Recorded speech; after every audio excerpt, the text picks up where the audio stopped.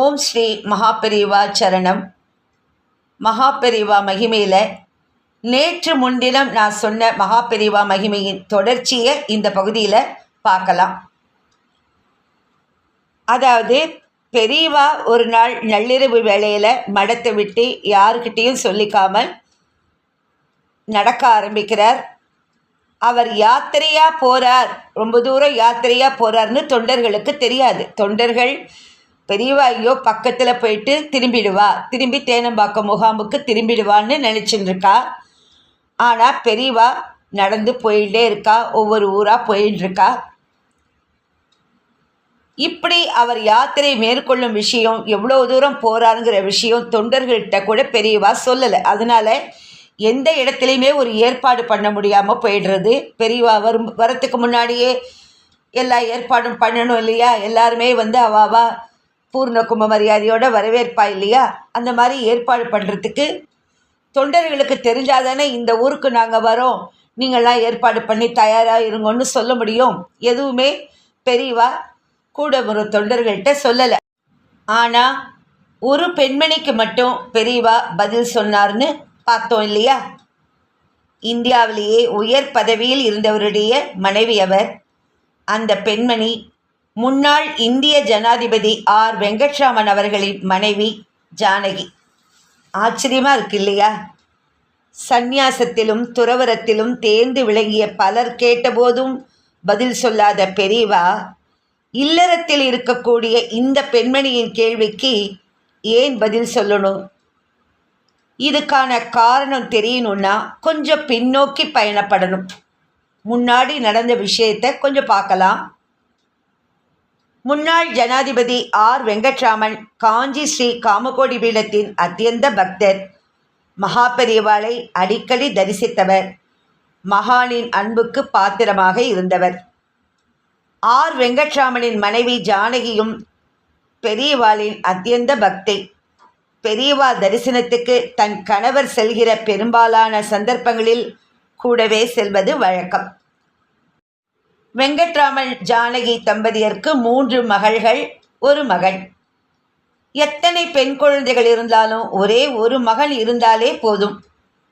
பெற்றோர் பூரித்து போய்விடுவார்கள். காரணம், கொள்ளி போடுறதுக்கு எனக்கு ஒரு மகன் இருக்காங்கிற சந்தோஷம்தான். தங்களுக்கு இறுதி காலத்தில் இந்த மகன் கொள்ளி போடுவான் என்பதுதான் பெற்றோர்களுக்கு இருக்கிற பெருமிதம். அதே சமயம் அந்த ஒற்றை மகன் அசந்தர்ப்பவசமாக திடீரென இறந்து விட்டான் என்றால் நினைத்து பார்த்தால் அந்த சோகத்தை தாங்க முடியுமா? பெற்றோர்களால் தவித்து போய் விடுவார்கள் தானே. மகனின் வாழ்க்கை விதிவசத்தால் முடிய வேண்டும் என்பதே இறைவனின் தீர்ப்பாகவே இருந்தாலும் இதை ஏற்றுக்கொள்ள எந்த பெற்றோருக்கு மனம் வரும்? இத்தகைய ஒரு சோக சூழ்நிலை ஆர் வெங்கட்ராமனுக்கும் ஜானகிக்கும் ஏற்பட்டது.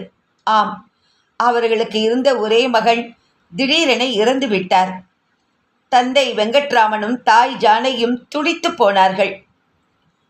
தந்தை கூட ஒரு காலகட்டத்தில் மகனின் பிரிவை விதி கர்மா என்றெல்லாம் சமாதானப்படுத்தி கொண்டு அடுத்த வேலையை பார்க்க போய்விடுவார். ஆனால் தாயாரால் அப்படி இருக்க முடியாது. துடித்து போனார், துவண்டு போனார். ஜானகிக்கு ஆறுதல் சொல்ல எவராலும் முடியவில்லை. எங்கே போனாலும் எங்கே தங்கினாலும் யாரை பார்த்தாலும் மகன் நினைவு.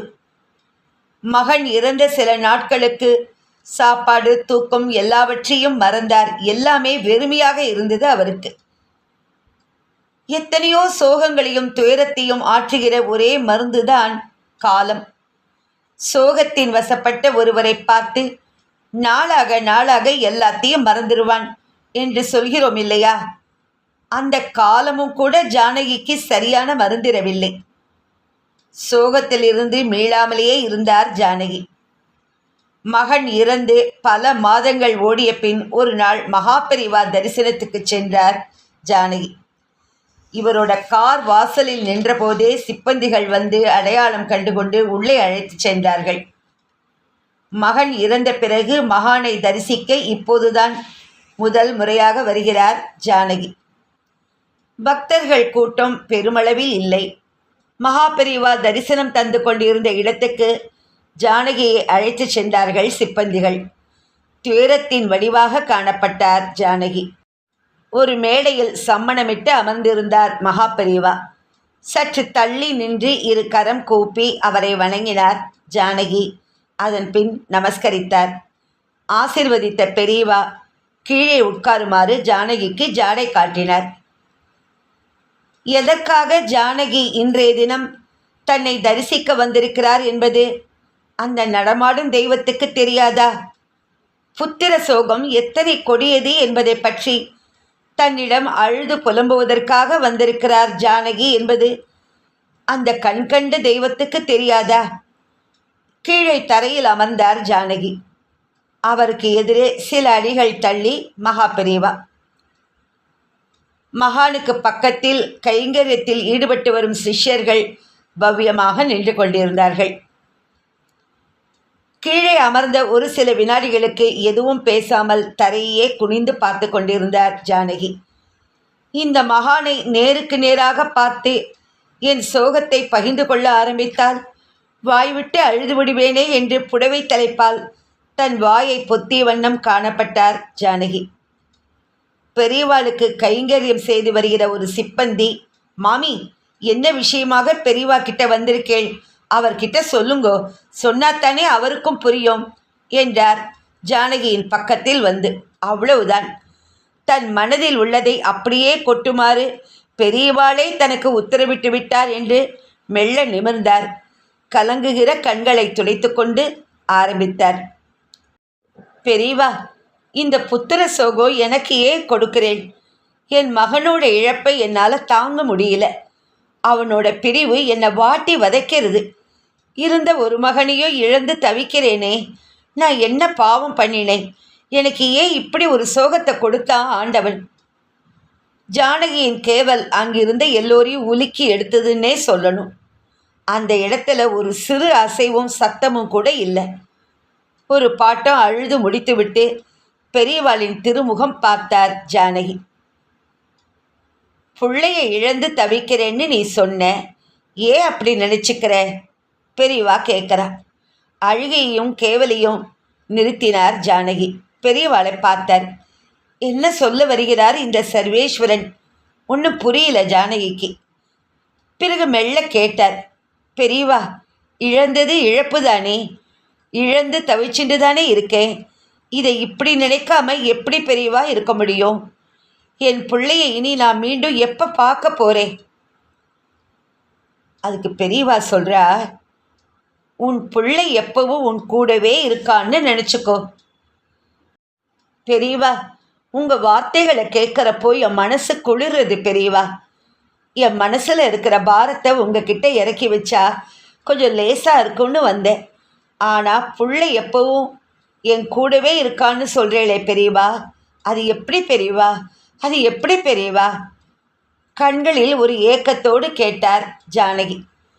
ஜானகியின் இந்த கேள்விக்கு பெரியவா சொன்ன பதில் ஜானகியை மட்டுமல்ல, அங்கு உள்ள எல்லாரையும் பிரமிக்க வைத்தது. கலியுக தெய்வம் திருவாய் மலர்ந்தார். அந்த பையன் போயிட்டானேன்னு துக்கப்படாத, நானே உன் பையனா இருக்கேன். பெரியவாளின் சாந்தமான இந்த பதிலை கேட்டதும் ஜானகிக்கு தூக்கி வாரி போட்டது. ஜானகி மட்டுமல்ல, அங்கு கூடியிருந்த பக்தர்கள், சிப்பந்திகள் எல்லோரும் திகைத்து போனார்கள். பெரியவா திருவாயிலிருந்து வந்த இந்த வார்த்தை முத்துக்களை கேட்டதும் ஜானகி தேம்பி தேம்பி அழ ஆரம்பித்தார். பெரியவா எனக்கு மகனா?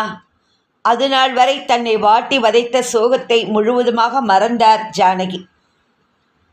மகா பெரியவா சொன்ன பதிலை கேட்டதும் அவரது முகம் பிரகாசமானது. பெரியவாளுக்கு ஒரு நமஸ்காரம் செய்து இரு கரம் கூப்பி நன்றியை தெரிவித்தார்.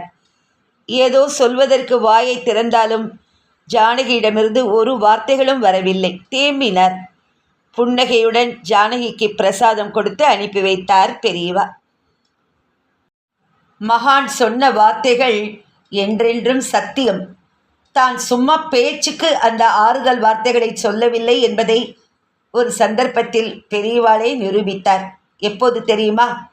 எவரிடமும் சொல்லிக்காமல் கொள்ளாமல் ஒரு நாள் நள்ளிரவில் நட யாத்திரையை திடீரென்று ஆரம்பித்தாரே, அந்த யாத்திரை எந்த ஊரை நோக்கி என்று எவரிடமும் சொல்லவில்லை பெரியவா என்று ஏற்கனவே பார்த்தோம் இல்லையா?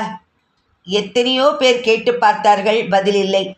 தான் எங்கே யாத்திரை செல்கிறோம், பதில் பெரியவாளுக்கு மட்டுமே தெரியும். ஆனால் இது மற்ற தொண்டர்களுக்கும் சிப்பந்திகளுக்கும் தெரிந்தால்தானே அடுத்தடுத்த ஏற்பாடுகளை ஒவ்வொரு ஊரிலும் செய்வதற்கு ஏதுவாக இருக்கும். இதற்கான தெளிவு இல்லாமலே யாத்திரை போய்கொண்டிருக்கிறது. கர்நாடக மாநிலத்தில் ஹம்பியை அடுத்த ஒரு கிராமத்தையும் அடைந்து விட்டார் பெரியவா. அதுவரை பதில் இல்லை. மகா பெரியவாளை தரிசிப்பதற்காக ஆர் வெங்கட்ராமனின் மனைவியான ஜானகி இந்த கிராமத்திற்கு வந்திருந்தார். அவருக்கு என்னவோ திடீரென பெரியவாளை தரிசிக்க வேண்டும் என்று தோன்றியது. அப்போதுதான் எங்கு செல்கிறோம் என்பதை அறிவிக்காமல் போய்கொண்டிருந்த யாத்திரை ஆயிற்றே. பல ஊர்களில் விசாரித்து மிகவும் கஷ்டப்பட்டு இந்த ஊரை வந்து அடைந்தார் ஜானகி. எந்த விதமான வசதியும் இல்லாத ஒரு கிராமத்தில் முகாமிட்டிருந்த பெரியவாளை நமஸ்கரித்தார் ஜானகி, ஆசிர்வதித்தார் மகாள். அப்போது தற்செயலாக ஜானகி கேட்டார் பெரியவாளை பார்த்து, எந்த ஊருக்கு யாத்திரை போயின்றிருக்கேள்னு தெரிஞ்சுக்கலாமா பெரியவா? அப்போது பெரியவாளை சூழ்ந்திருந்த ஸ்ரீமடத்தின் அதிகாரிகளுக்கும் பிரபலங்களுக்கும் தொண்டர்களுக்கும் திகைப்பு, ஆச்சரியம். இந்த கேள்வியைத்தானே கிளம்பியதிலிருந்து பலரும் கேட்குறாங்க. பெரியவா யாருக்கும் சொல்லவே இல்லையே, இப்போ மட்டும் சொல்லிவிடுவாரா என்ன? ஒருவேளை ஜானகியின் கேள்விக்கு பெரியவா பதில் சொல்வாரா, அல்லது வழக்கம் போல் தவிர்த்து விடுவாரா? ஒரு புன்னகையுடன் ஜானகியை பார்த்து பெரியவா திருவாய் மலர்ந்தார். சத்தாரா போயின்றிருக்க. ஒட்டுமொத்த பக்தர்களும் சிப்பந்திகளும் திடுக்கிட்டு போனார்கள். சத்தாரா, பதில் சொல்லிவிட்டாரே பெரியவா. தனக்கு மிகவும் பிடித்த வீர சிவாஜியின் சாம்ராஜ்யம் நிகழ்ந்த சத்தாராவுக்கா?